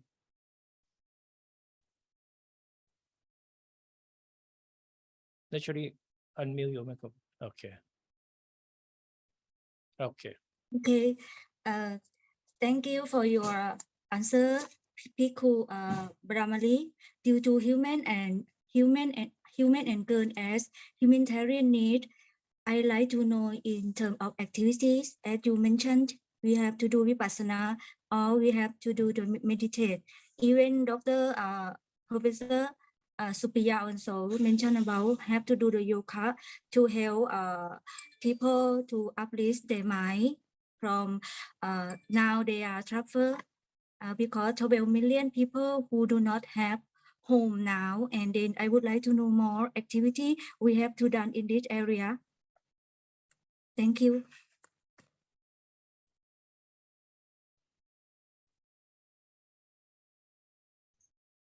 Madam, is that a question for Bhikkhu Brahmali? Or Literally, the question for Bhikkhu Brahmali.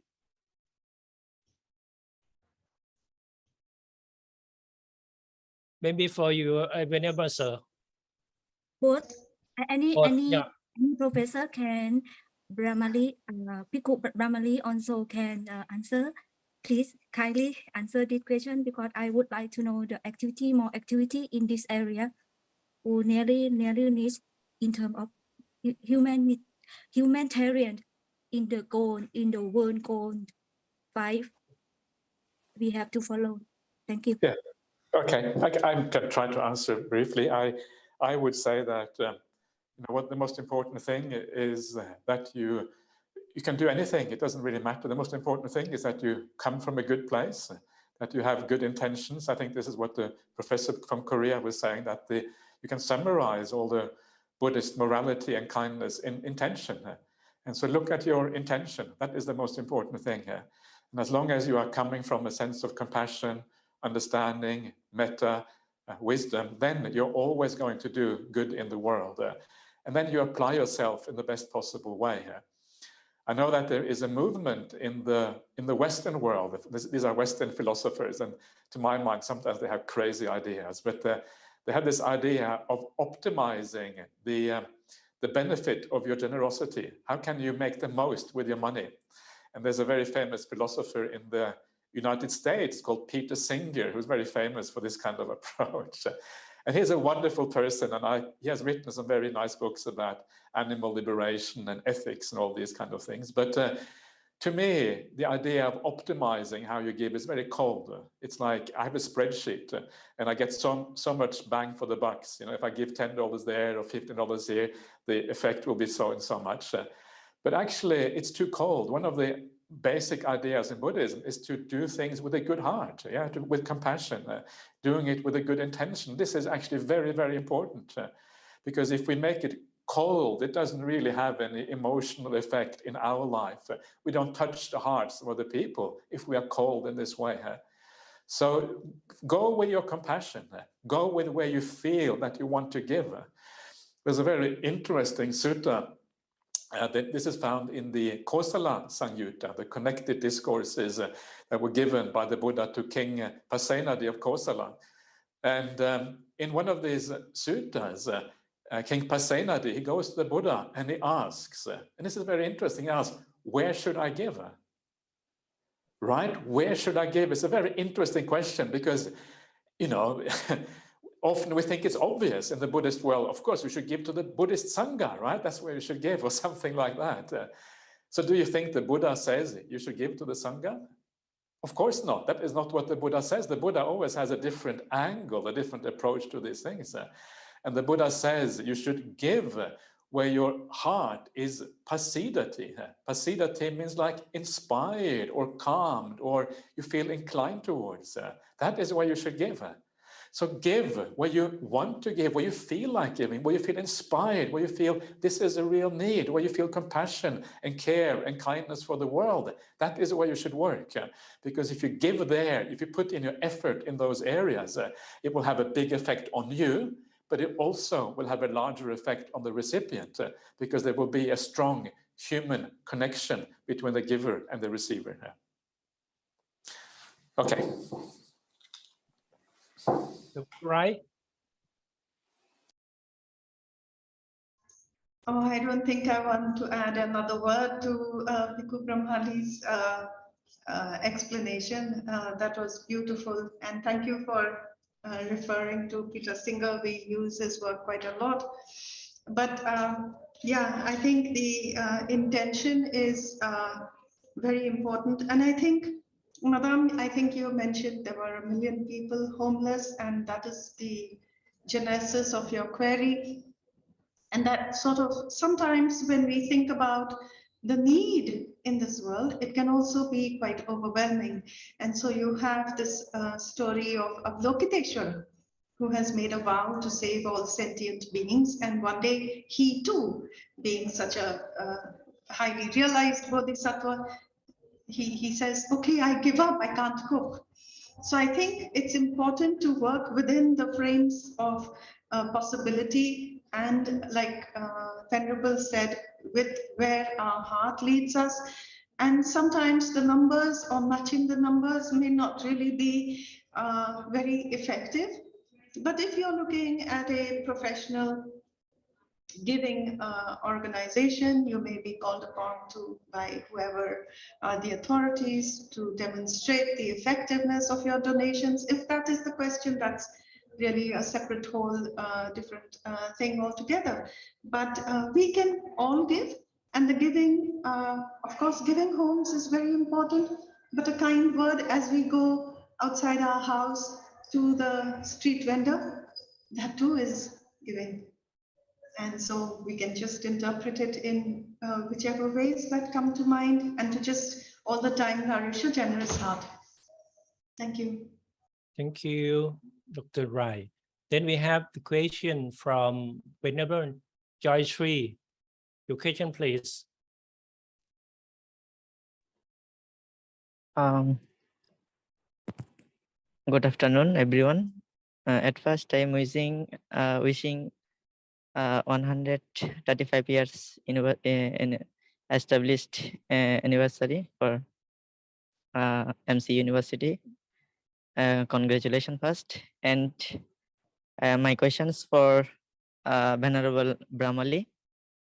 We know in our Buddhism, meditation for our, I think, for still our mind.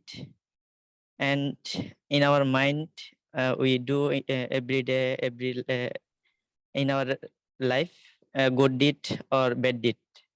If we still our mind, so we don't do wrong bad deed like this, and we also do good deed. So how can I still my mind for doing good deed, and what is the right way of the meditation? What is the right way of meditation? Is that what you said? Yes. Okay. The right way is the Buddha's way. So the Buddha has many beautiful ways of explaining meditation, and one of the ways he explains meditation is the sutta in the Anguttara Nikaya 10. It's called the Chaitana Sutta. Chaitana is volition or intention. And one of the things that he says in there, he says that meditation is like a natural progression. It happens by itself. It's almost automatic. And you just have to set it going. And when you set it going, it just goes by itself. And the Buddha says there, he has this expression that is said, na chetanaya karaniya. Karaniya is to be done, right? And na chetanaya, not by intention. He says the meditation should not be done by intention. So in other words, what it means that you should sit back, you should relax, and you should enjoy the meditation. And you should allow the meditation to develop by itself. And when you do that, then he says the meditation starts off with you are kind, you live well. Then you get the pamudja. The pamudja is like the gladness. From the gladness comes the piti, the rapture. From the rapture comes the tranquility, the pasadi. From the pasadi comes the sukha, the happiness. From the sukha comes the samadhi. Then you have the yata bhuta jnanadasana. And then it goes all the way to the end of the path. But it's automatic. And this is what is so extraordinary here. I think one of the biggest mistakes people do in meditation is they try too hard. And when you try too hard, you feel exhausted, you feel tired, you don't really enjoy it, you don't learn to let go. Letting go is the opposite of trying. So the answer to what you should do is you should always go back to the very beginning of the sequence. And the beginning of the sequence is always sila. Sila is the beginning. And if you want your meditation to improve, you should ask yourself, can I make my sila even better? What does that mean? It means having more metta. It means having more karuna. Yeah, sila in Buddhism is very broad. It includes the mental sila as well. And because it is so broad, we can almost always improve our sila further. And as you work on these basic things of just general kindness and compassion for everyone in the world, you find that when you sit down, gradually your meditation improves. You can just sit back. You can just relax. The breath is there, and the bliss and the joy come up because you're living really well, and then the meditation happens. Thank you, Venerable. Thank you, Venerable. And I have another questions. If we're thinking about science, what is the benefits of the meditation? From a scientific point of view? Yes. But maybe one of the other speakers would like to respond. I've been talking too much already here.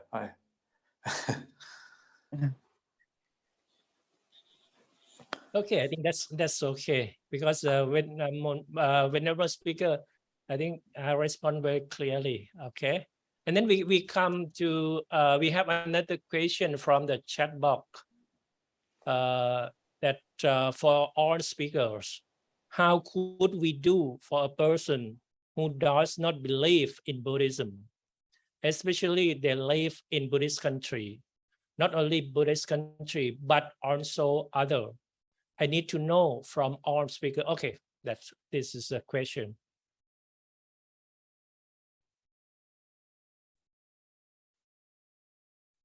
How could we do? Who will be first to respond?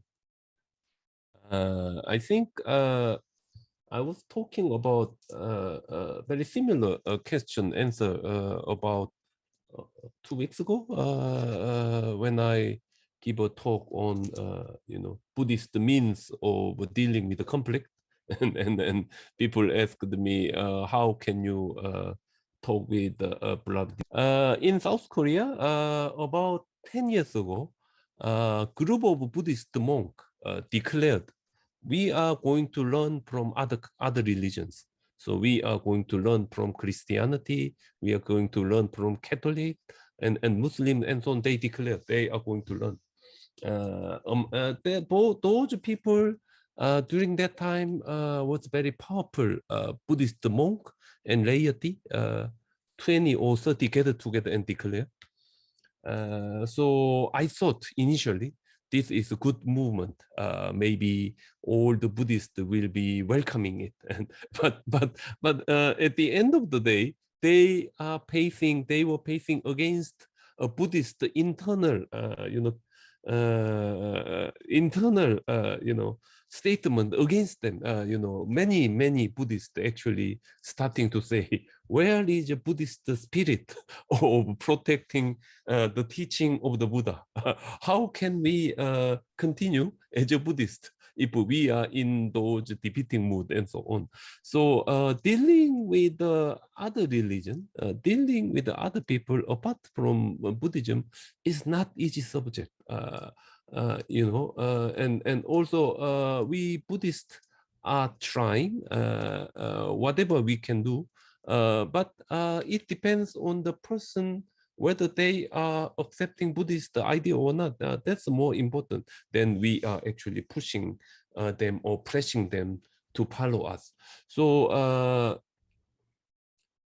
MCU has got peace studies department, and the Buddhism is known as a religion of peace and so on. But actually, we Buddhists are talking internally within the Buddhist, talking about building a Buddhist heaven, or building some kind of a peaceful world without actually thinking or regarding other religion, hearing from others, only inside of Buddhism, not from outside so far, as I understand.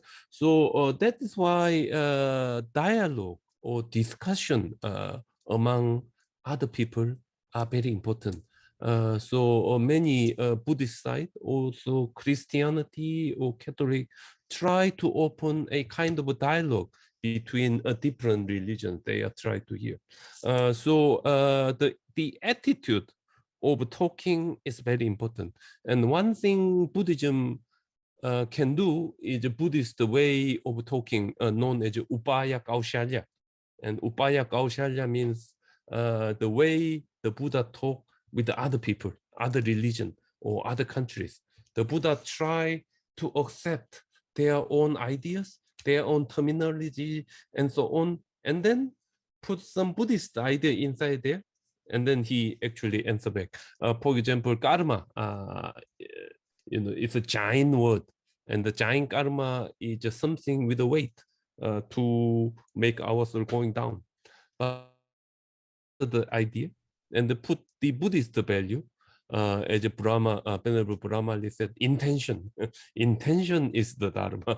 Cetana ahambika vekammang padami, and so on. So that's the way Buddha actually communicate other people. So communication, understanding position from other people is very important when we are talking about building a kind of a world peace, even though we are not really agree with, and even though it is not easy, but keep trying. That's the only way I can think of. Okay, thank you. Thank you, Professor Sunin. And then, Venerable Sir.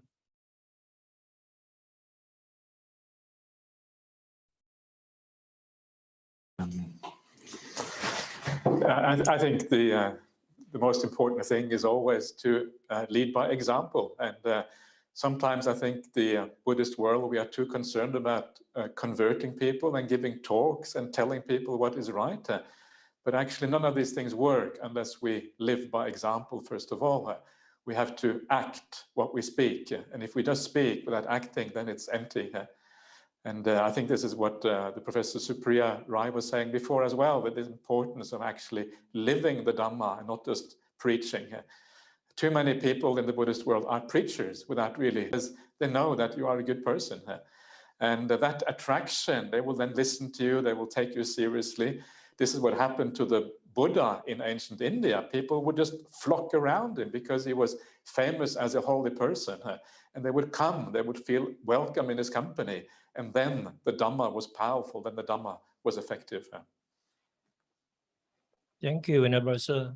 Dr. Supriya? I'll just be very brief. I personally think that one's own religious practice is one's own. It's a private matter. And if one lives in a society where there is, I have always lived in a plural society, so I don't know what it is like to live in a society where there is a dominant tradition. And I think what happens very beautifully is when we respect each other. And in the Indian context, when we eat at each other's homes, we build relationships that are not in any way, the religion part of it doesn't come into the picture at all. It is our shared humanity, it is our friendships, and religion can be as polarizing as we can allow it to become, or it can become a way of sharing there is wisdom in other traditions too. Why should we not participate in the beauty of the teachings of someone else? And so, for example, we have Jains, plenty of them, as Professor Sunil was saying.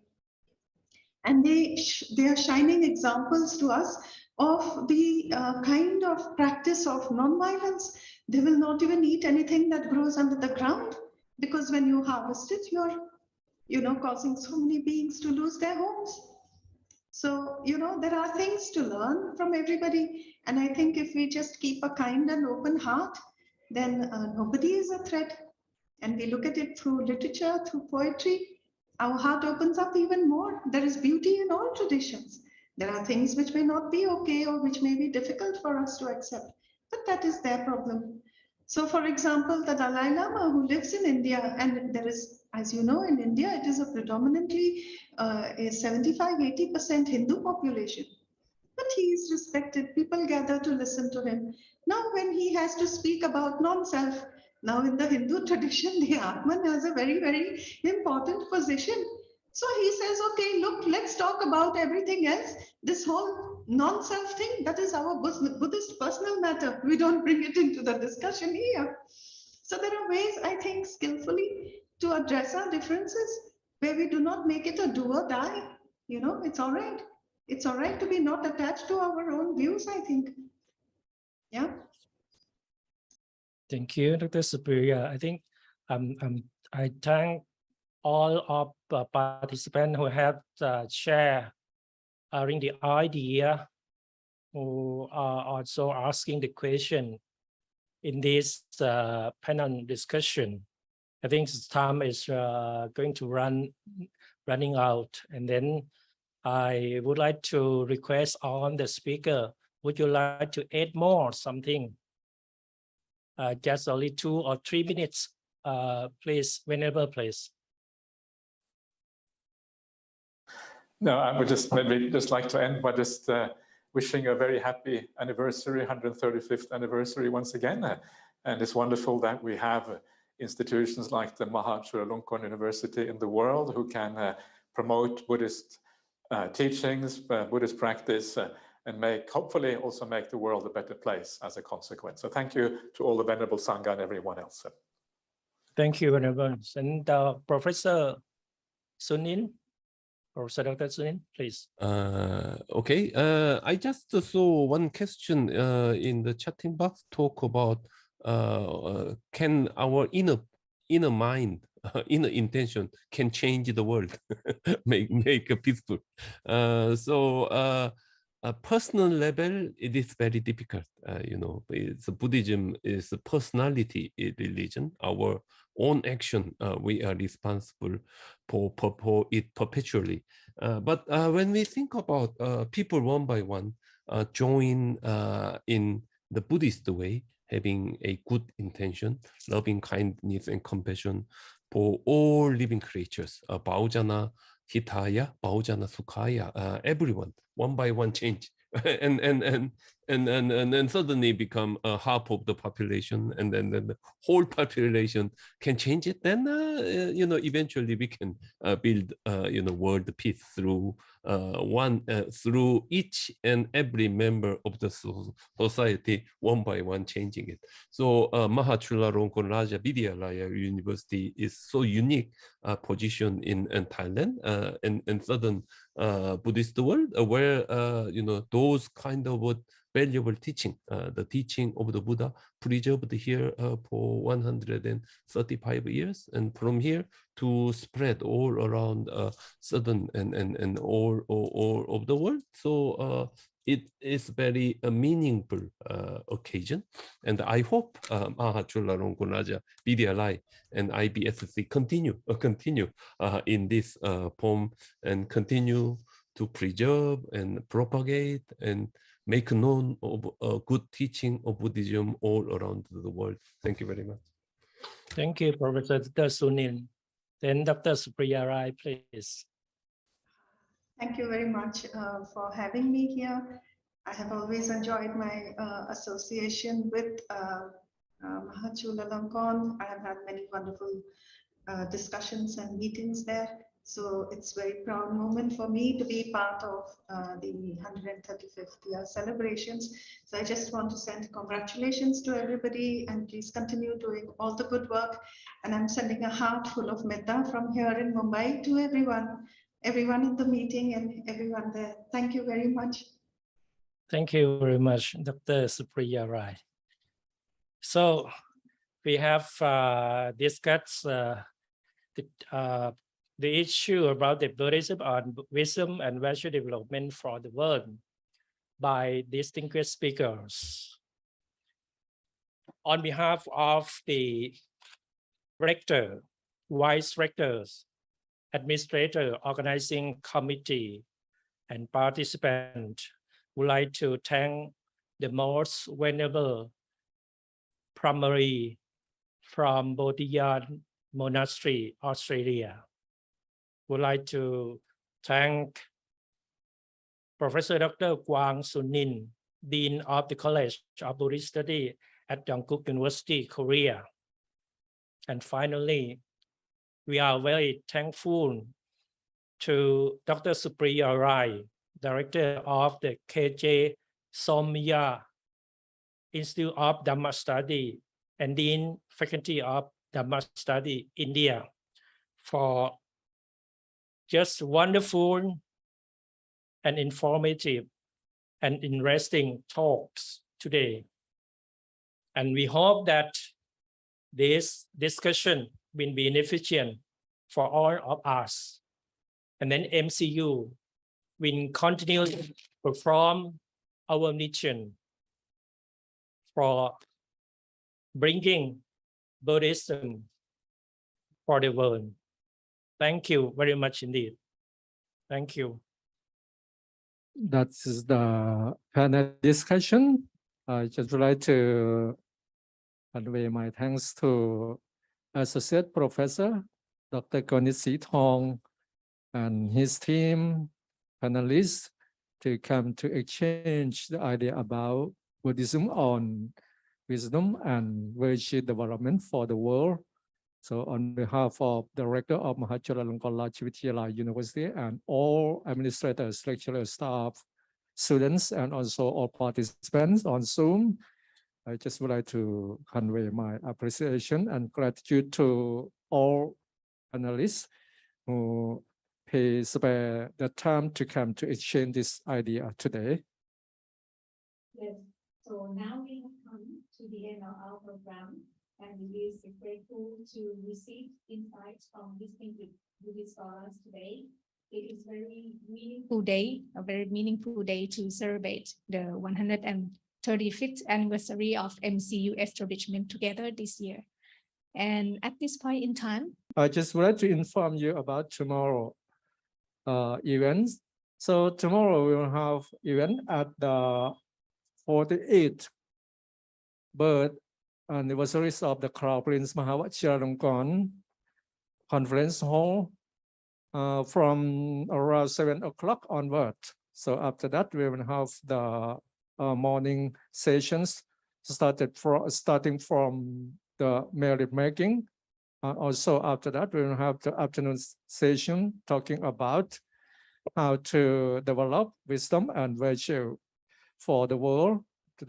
In the afternoon, the last session, we will have the appreciation from Minister of Higher Education, Science, Research and Innovation, Adjunct Professor Dr. Anek Lao Thamatas, coming to